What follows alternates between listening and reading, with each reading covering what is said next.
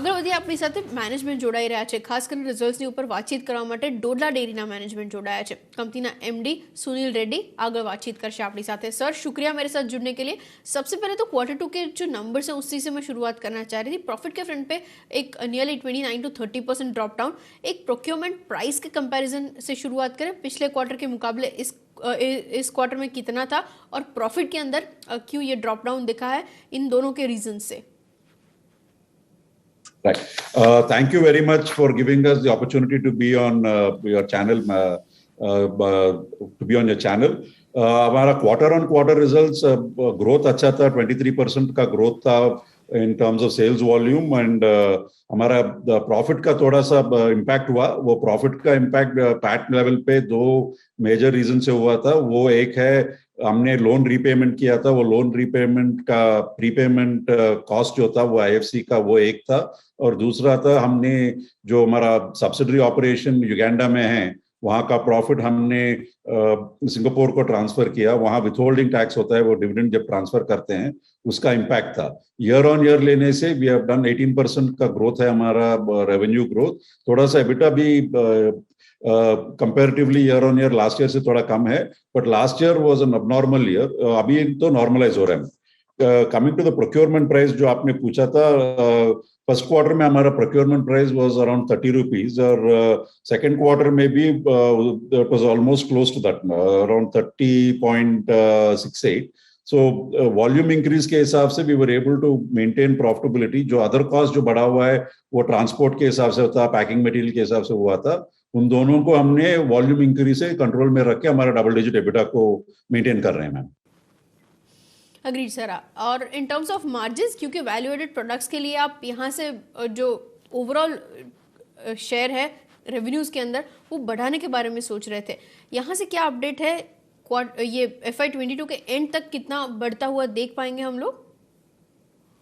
So value added products roughly 28% of our volume को contribute करते हैं मैम। ये टाइम पे थोड़ा सा कम हुआ हमारा वैल्यू एडेड प्रोडक्ट्स हमारा ज्यादा होता है। Curd, lassi, buttermilk followed by flavoured milk, ice cream. जब मॉनसून थोड़ा एलोंगेटेड था ये बार, तो इसीलिए उस पे थोड़ा सा इम्पैक्ट हुआ था, बट अभी वॉल्यूम ठीक तरह से आ रहा है। We think that growing forward ये तो बढ़ता जाएगा, at least at a CAGR of we were doing earlier CAGR 10% था, अभी थोड़ा कम होगा बिकॉज वॉल्यूम भी बेस वॉल्यूम ज्यादा है, but we will be growing at at least 2 to 3% annualised madam. Agreed sir. और in terms of capacities, utilisation levels किस तरीके से वर्कआउट हो रहे हैं, और साथ ही एक्सपेंशन प्लान्स पर डिस्कस कर लेते हैं। जियोग्राफी वाइज कहाँ अप और एक्सटेंशन के बारे में सोच रहे हैं, केपेक्स किस तरीके से लाइंड अप है? पहला क्वेश्चन में कैपेसिटी यूटिलाइजेशन, हम इंडिया में वी हैव 17 लाख का installed capacity, we are almost using 75% of our capacity utilisation India में। अफ्रीका में we have around 3 lakh capacity, वहां we are using 30-35% capacity utilisation. Bringing to our जो आपने पूछा था regarding our way going forward in terms of capital expansion, अभी हमारा capital expansion majorly होगा प्रोक्योरमेंट में, और अगर अच्छा अपॉर्चुनिटी मिला तो एक्विजिशन करेंगे हम। अभी प्रोक्योरमेंट हमारा एक्सपेंशन महाराष्ट्र में हो रहा है। अभी चिलिंग सेंटर्स हम वहां बढ़ा रहे हैं, क्योंकि हमको वहां से दूध लेके हमारा नॉर्दर्न कर्नाटका मार्केट के लिए ले जा रहे हैं, और मार्केट एक्सपेंशन के लिए हम देख रहे हैं कि मोरली कोस्टल कर्नाटका, सदर्न तमिलनाडु में जाने के लिए प्लान कर रहे हैं मैम। एक्विजिशन आपने बताया सर, कुछ इवैल्यूएशन कर रहे हैं आप?